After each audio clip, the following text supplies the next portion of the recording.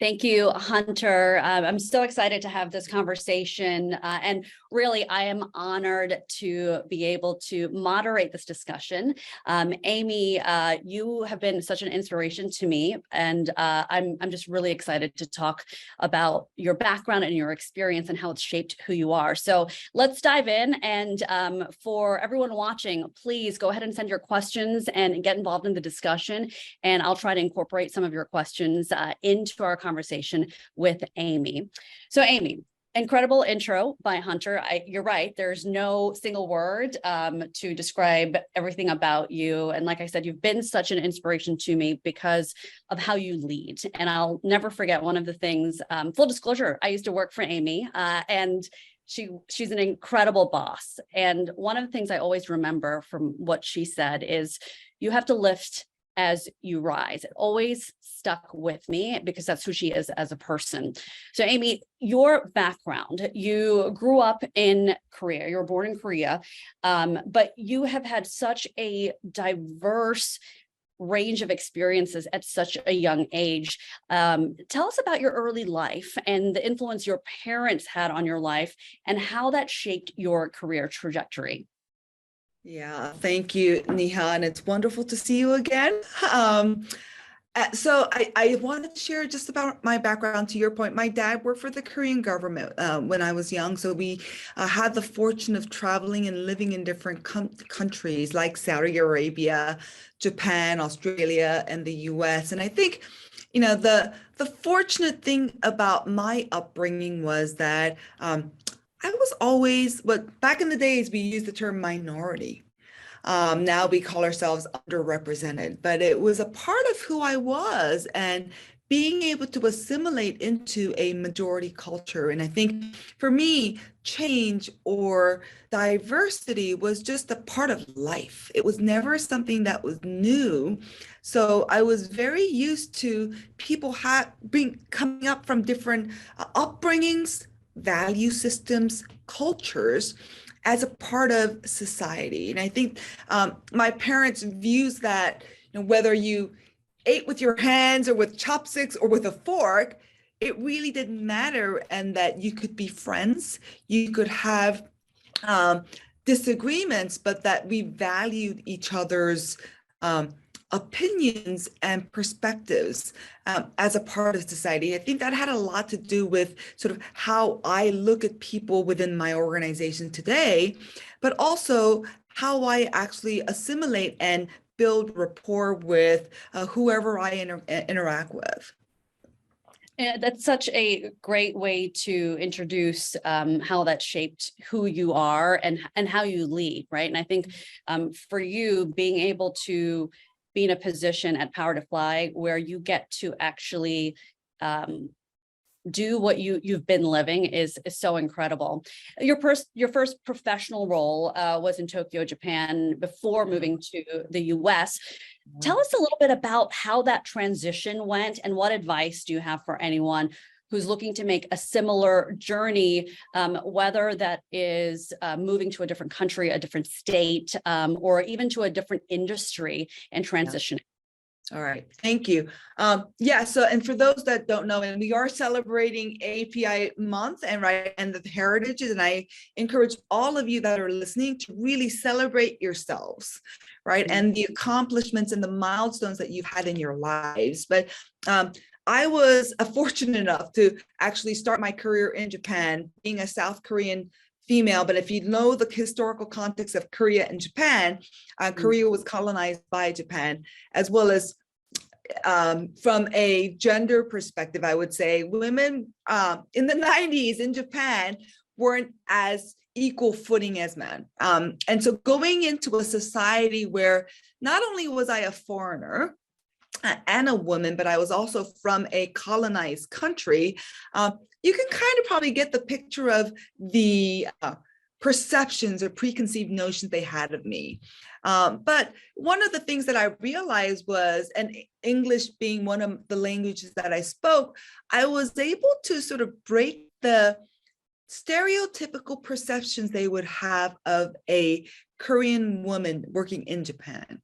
And I think I did that through building parity, right? And we use the term equality today, but really being able to be able to help relate to them in whatever work that they did, so that they didn't see me as a Korean Asian woman, but more as a peer to their work, to build the respect through the work that I did. And I think through that experience, I personally was able to overcome some of the stereotypical challenges that was in society in Japan, but also actually build self-confidence that I could change people's perceptions. And I think as I migrated to the US for a higher education, I started to build more confidence that it really didn't matter who I was and what my background was, but how I presented myself and delivered my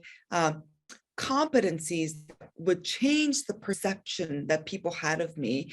And that sort of discipline and perspective has helped me to not only continue to build the confidence and competencies, but also present myself to be at peers or parity with whoever I'm interacting with.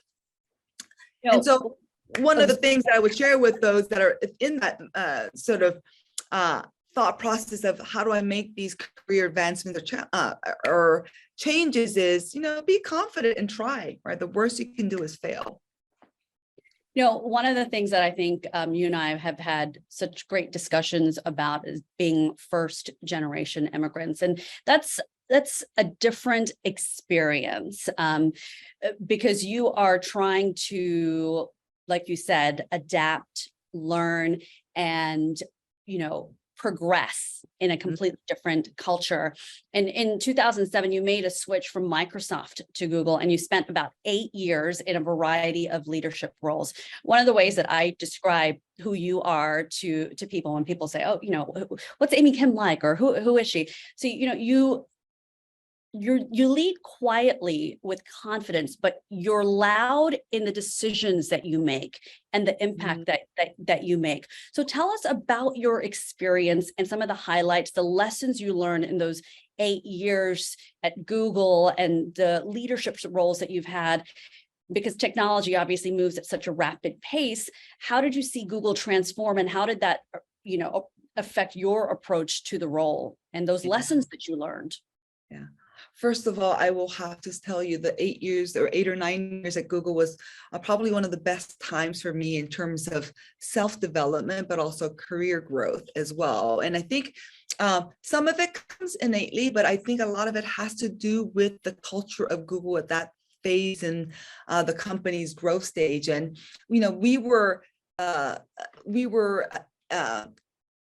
taught or encouraged to think out loud and make decisions and challenge yourselves. And if we fail, quickly iterate, right? And I think so the notion of failure not being true failure, but lesson learned really helped me to be more bold in the learnings and the challenges that I took on.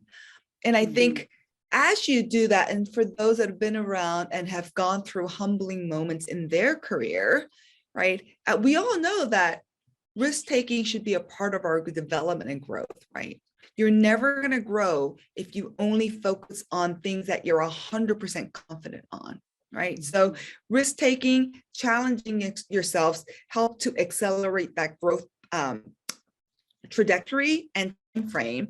But as you do that, you start to build more confidence around your decision-making and your judgment. And I think by being provided the culture to fail fast, but learn and grow quickly, helped me to grow confidence in how I actually make decisions and make maybe loud decisions, knowing that they're carefully thought out. I always say I'm a conscientious risk taker. Right, which means it's thought out before I make it. And I know that the downside of that risk is nominal. So I want to challenge myself, my teams, and my organization to really push themselves in those uncomfortable situations.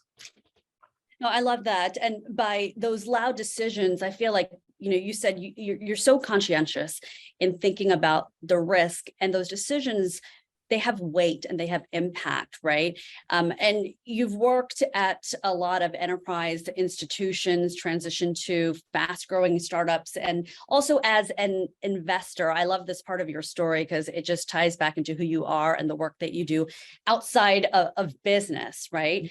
What inspired the change, and what advice do you give to someone who's looking to make a similar transition from an enterprise into the world of startups? Yeah.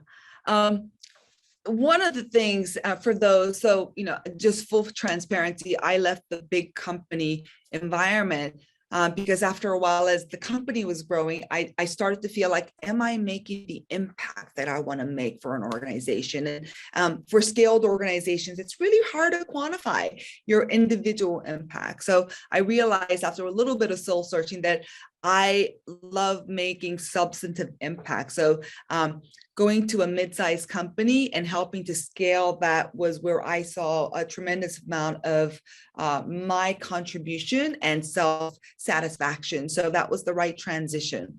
For those that are looking to make that transition, because their views are, or your views are, I want to make more quantitative, substantive impact to an organization.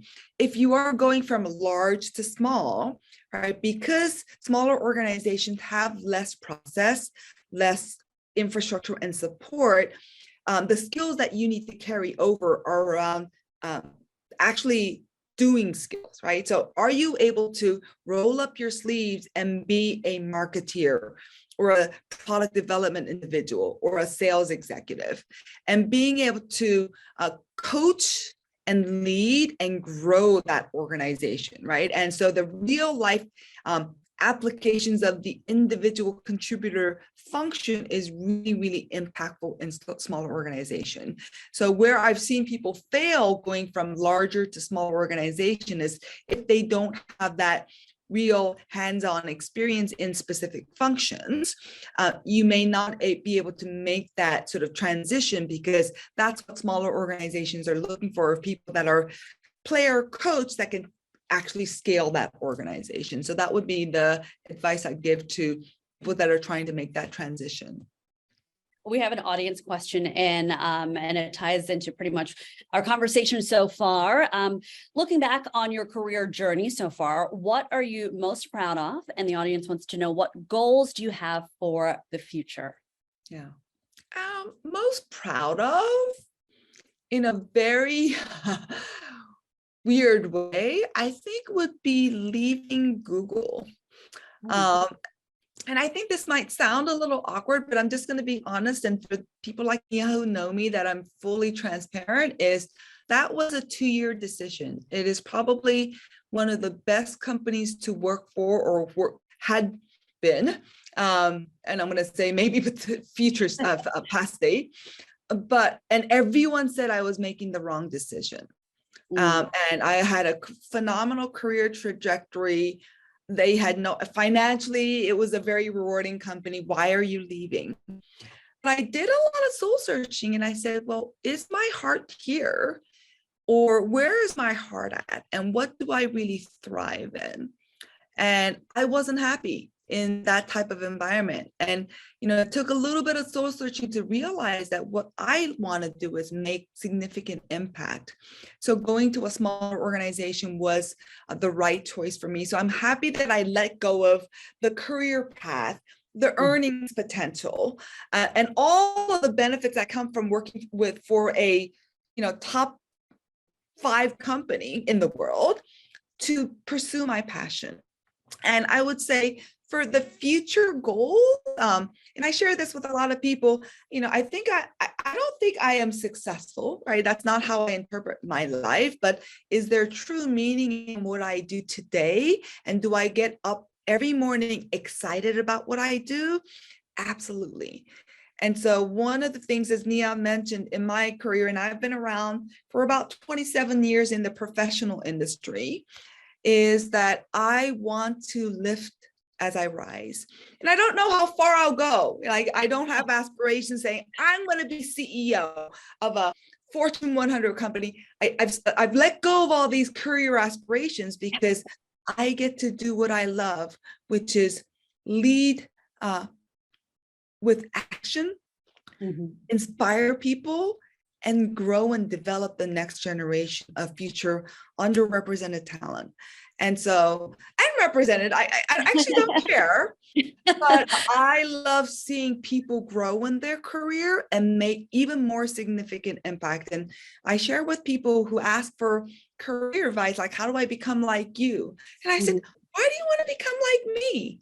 Be my boss. Aspire to be something greater.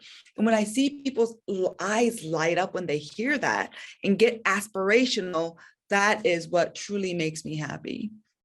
We've got a whole host of audience questions coming in. I actually thought you were going to say you were most proud of being an active soccer mom.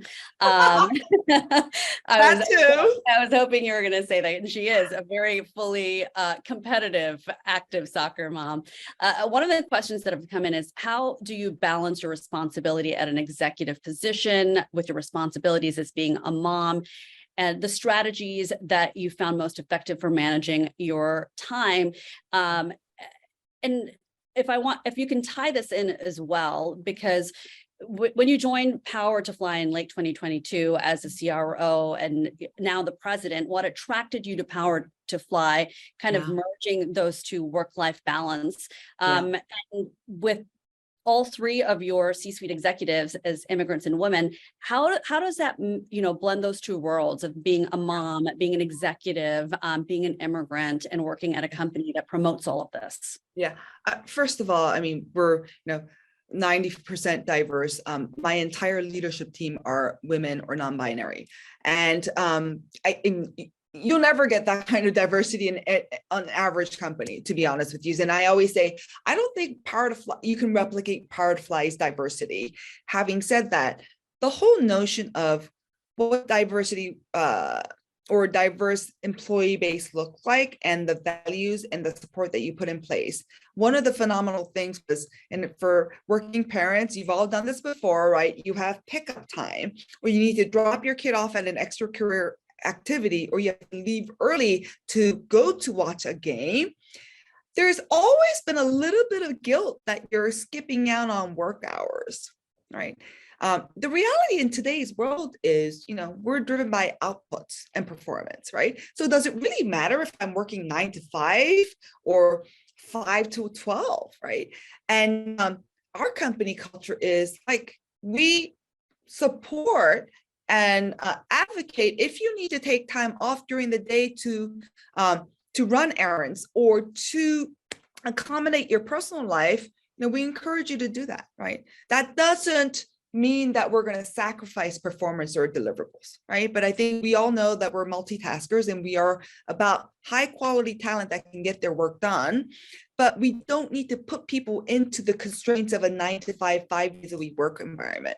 So I think finding that type of opportunity for me, where I have a 8th grader going into high school and a sophomore soon getting ready for college, I needed that flexibility. So, and I was able to go and find that type of opportunity, again, because I've built a career and competency that companies that provide that kind of benefit or flexibility desire, right? So you've got a couple of, you can't just be looking for great working environments if you don't bring the value that the company is looking for, right? So you need to pair that. Obviously having the founder being a first generation immigrant and our CFO who joined last year as well being a first generation. So there's a little bit of commonalities. You don't have to be a first generation immigrant to join PowerToFly, but I think there's, and we all come from different upbringings and values, but there's a mutual sense of respect for one another, and our disagreeing opinions we have respect for as well. So we create a culture of openness, collaboration, and uncomfortableness that we're going to be able to respect, to collaborate, to make decisions that are based on consensus.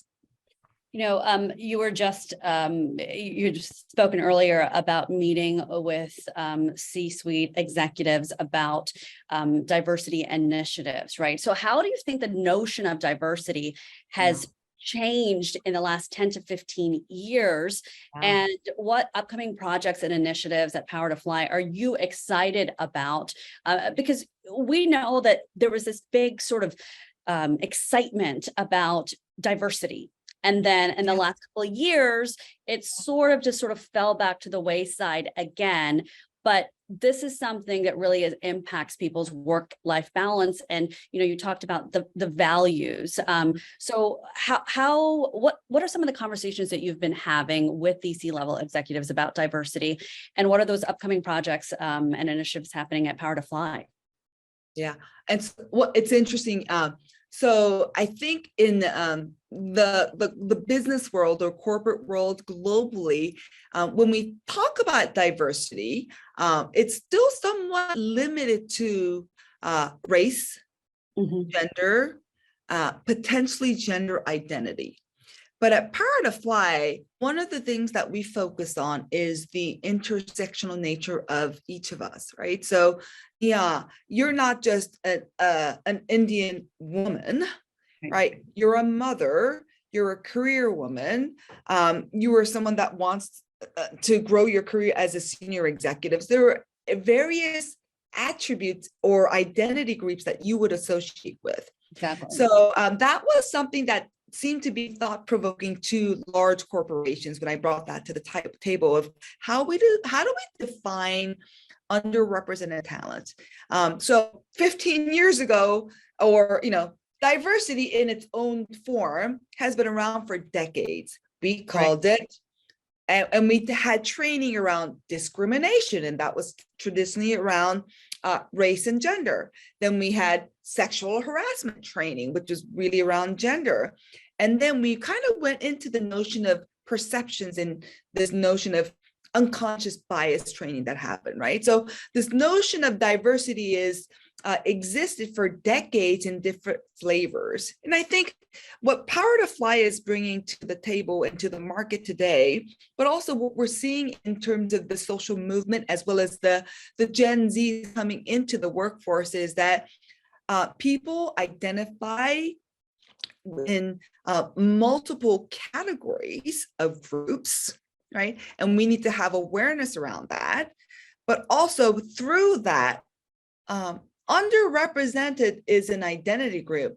It is not a minority or a majority conversation, right? So for those that are traditional in nature and thought that, white straight men was a majority, well, a lot of those folks are now being put into identity groups as caregivers or aging population in the workforce, right? So they actually are part of a underrepresented identity group, right? And so by being able to help people understand that diversity is not just about race, color, and gender, right, and culture, it's really about what you associate with. We're actually able to create more inclusion as a part of those underrepresented identity groups and forming communities and networks to support one another, so that people that traditionally felt like a majority but felt excluded in the conversation of diversity now get to feel included as well. I love that, because it is it's so interesting, because it is a almost like a dichotomy of talking about including everyone and intersectionality, right? I've got an audience question here, and I'm just being mindful of time. So the question is, can you speak to any specific challenges or opportunities that you have faced as a woman in tech, and how have you navigated them? Yeah, thank you for that question. I love talking about it, is break the stereotype. So I was practiced application development, so coding, when I started my career, but I quickly transitioned to the business side of being in a sales and a marketing organization. And one of the first challenges that I had in this area was when I was working in New York, selling an enterprise software as a 5'3" Asian woman, first generation immigrant, to a primarily male, white, 50 plus based audience of IT executives, right? So not a lot of similarities or connections there.